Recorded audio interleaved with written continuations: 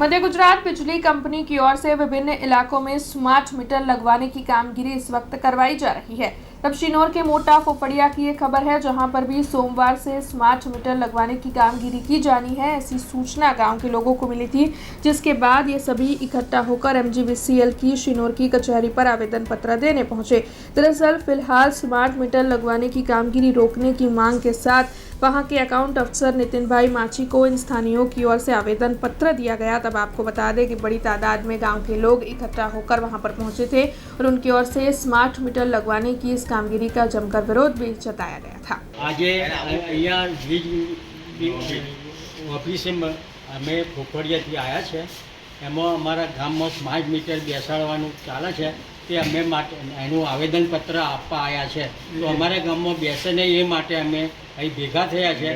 તો આ કામને તમારું ન્યાય આપજો। हमसे जुड़े रहने के लिए हमारे YouTube चैनल को सब्सक्राइब करें और नई वीडियो की नोटिफिकेशन के लिए बेल आइकॉन को दबाएं।